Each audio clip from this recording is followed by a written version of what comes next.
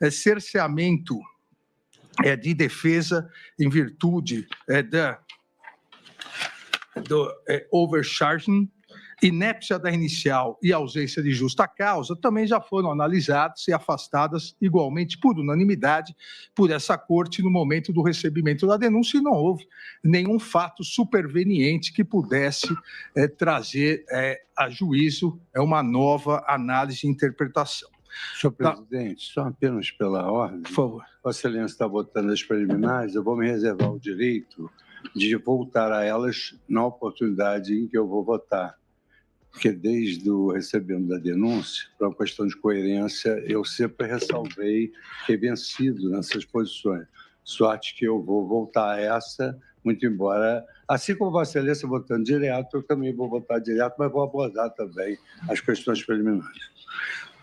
Obrigado, presidente. Não, obrigado, ministro Fux. Só constatando, todas essas preliminares até agora que eu me referi, todas foram votadas por unanimidade, inclusive com o voto de Vossa Excelência.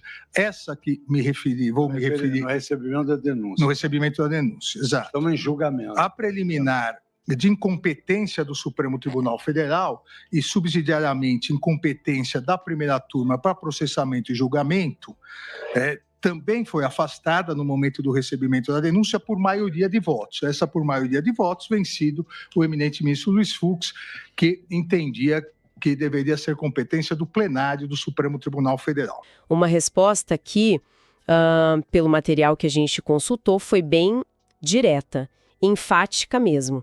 Então, a nossa missão aqui é destrinchar os argumentos do ministro, entender a base legal que ele usa, sabe? E colocar essa briga toda no contexto do processo. Ok, vamos mergulhar nisso aí. Perfeito. E é bom começar lembrando o peso disso tudo, né? O direito à ampla defesa, o acesso às provas, isso não é, assim, mera formalidade. São garantias da Constituição, a base do devido processo legal aqui no Brasil. Então, qualquer alegação de que isso está sendo limitado mexe numa ferida do sistema. Por isso que é tão importante analisar tanto as reclamações quanto a resposta do ministro. É algo bem sensível. Exatamente. E a posição do ministro Moraes, como a fonte descreve, é taxativa. Ele diz que essas reclamações de falta de acesso, prazo curto, que isso não se sustenta. A fonte até indica que ele vê isso mais como, tipo, uma manobra. Uma tentativa de atrasar os julgamentos, sabe? É uma afirmação bem forte logo de cara. Sim, já definiu um tom, né? De confronto. E ele parece basear isso na ideia de que, olha, os advogados tiveram todas as garantias processuais respeitadas. É importante a gente entender o que são essas garantias processuais aqui. A gente está falando do quê? De respeitar os prazos da lei, do direito de responder a cada acusação, né? O contraditório, também da publicidade dos atos, claro, com as exceções legais, e o acesso formal sem restrição aos autos do processo. Basicamente, é o pacote de regras para tentar equilibrar o jogo entre acusação e defesa. Aquela história da paridade de armas. Entendi.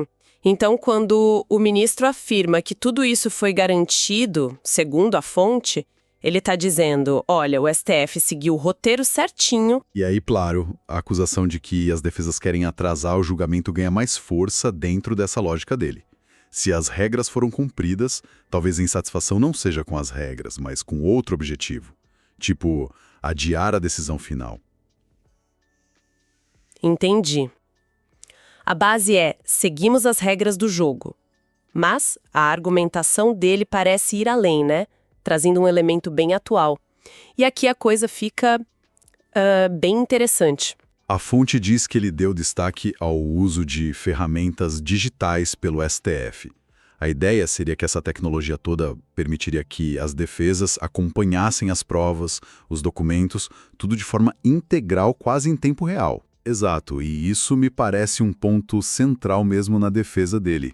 É como se ele dissesse, olha, não só demos acesso, como usamos tecnologia de ponta para facilitar isso aí de forma contínua. A tecnologia vira quase uma prova contra a alegação de falta de acesso. Exatamente. E é fascinante ver como a tecnologia digital vira campo de batalha na argumentação, né?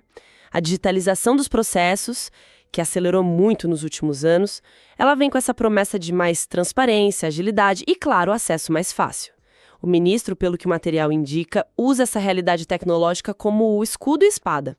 Escudo para defender o Tribunal das Críticas e espada para atacar a validade das reclamações das defesas. Faz sentido. A linha de raciocínio que a fonte apresenta é: se os advogados têm acesso constante aos autos digitais, podem ver tudo que entra a qualquer hora de qualquer lugar. Como é que podem alegar que não sabiam ou que não tiveram tempo? É uma retórica forte hoje em dia, né? Sim, é forte. Mas aí também entram as nuances, claro. Acesso digital significa necessariamente acesso efetivo? Um volume gigante de dados, mesmo disponível, dá para processar e analisar criticamente nos prazos, ainda mais em casos super complexos. A argumentação do ministro, como está descrita, parece dizer que sim, ou que os prazos foram pensados para essa realidade digital. Essa questão do volume versus tempo é boa. Mas voltando para a linha de argumento da fonte, essa defesa na tecnologia se liga com outra acusação séria que o ministro teria feito. Ele teria dito que as reclamações são uma tentativa de criar nulidades inexistentes. Essa expressão é forte, né? O que isso quer dizer exatamente nesse contexto jurídico? É uma expressão carregada, assim. Vamos por partes. No direito processual, nulidade é um erro grave no processo, sabe? Algo que viola uma regra fundamental e que pode invalidar atos ou até o processo todo.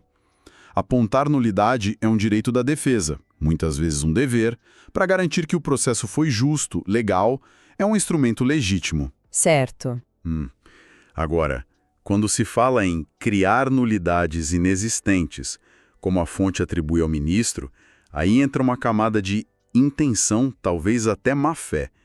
Sugere que a defesa não estaria apontando erros reais que prejudicaram de fato o direito de defesa, mas sim... Ou estaria, inflando problemas pequenos, dando um peso que não tem, ou interpretando as regras de um jeito distorcido para inventar uma violação. Ou ainda, focando em formalismos exagerados não para buscar justiça, mas para achar qualquer brecha para anular ou pelo menos atrasar muito o processo. Então a acusação é que estariam usando um direito legítimo de forma ilegítima. Quase como uma arma para atrapalhar a justiça em vez de garantir. Precisamente, a resposta do ministro, como a fonte detalha, parece colocar as reclamações sobre acesso e tempo justamente aí.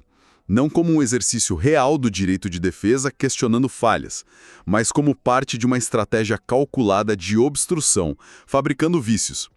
É um jeito de desqualificar a reclamação na raiz, sabe?